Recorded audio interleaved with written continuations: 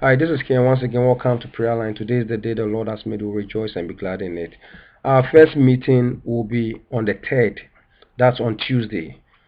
On Tuesday and also on Friday. Tuesday, it's going to be 1 hour prayers, and the time will be left for you to be able to call. Friday also, we'll be meeting for 3 hours. You may not be able to get time for 3 hours. You can do 1 hour, 2 hours, or 3 hours if you can. But on Monday, on Tuesday, we are going to focus on Psalm 124. Psalm 124. So just if you have time, just prepare yourself with Psalm 124, because we have just made our entrance into the year 2012. And so I don't want us to just start by asking God anything. I just want us to first of all thank God. So join us 1 hour on Tuesday to thank God for how far He has helped us in the year 2011, how He sustained us. And we thank Him for all the victories, all the things that we went through, and how He was with us and giving us the grace to enter into yet a new year. I tell you the truth, a lot of people started the year 2011 with us, including Steve Jobs. But not everybody was able to finish the year. So if you are alive and I am alive to see to 2012, you have to be grateful, very grateful for all the things that God has done for us in the time past. Don't forget where you are coming from, and don't forget what the Lord has done for you. Secondly, when you and I show appreciation for what God did for us in the year 2011, and we thank Him for helping us enter into 2012, then you know that because of the attitude of gratitude, God will also do great things and do even more for us in the year 2012. As human beings, if you do something little for somebody and is such grateful and thank you and appreciate it, what do? You even want to do more for them. When Jesus Christ healed the 10 lepers, only one came back. The 9 did not return back. The one who came back got double blessing because he was healed and he was also made whole. I just don't want to start the year by coming in with resolutions and say, God do this, God do that. I just want to use the first couple of weeks to say, Lord, I thank you that you have given me the grace to cross over Egypt, to cross over Jordan into a new year. So we will be standing on Psalm 127, and it talks about, if it hadn't been the Lord who was on our side, if the Lord had not been on your side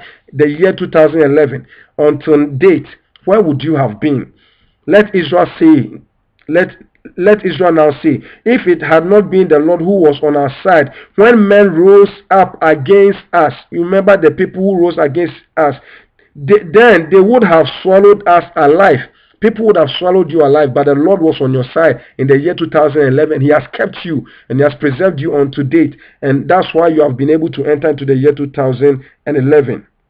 It says that when their wrath was kindled against us, when the wrath of your enemies were kindled against you, then the waters would have overwhelmed us.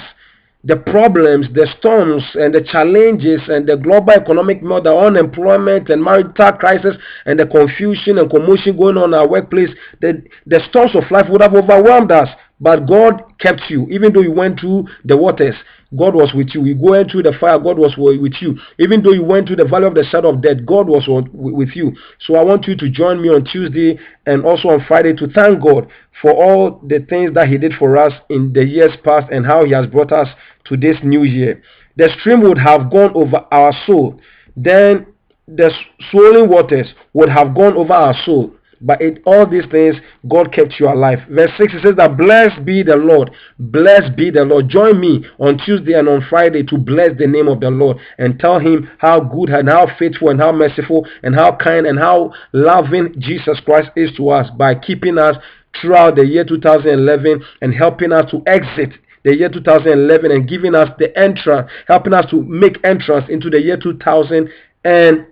I tell you the truth, even on the 31st, people are still dying, but God has kept you to see a new year. So join me in this new year to begin by thanking and praising and blessing His name. Who has not given us prey to their teeth? Last year, the devil, God did not give you as a prey to your enemies to begin to destroy you. God kept you. Our soul has escaped us from Our soul has escaped as a bird from the snare of the fowler. The snare is broken and we have escaped. Just as he did for you the year 2011, he's about to do the same thing for you this coming year also. So please, let's join hands together and begin to thank God and praise and pray to him.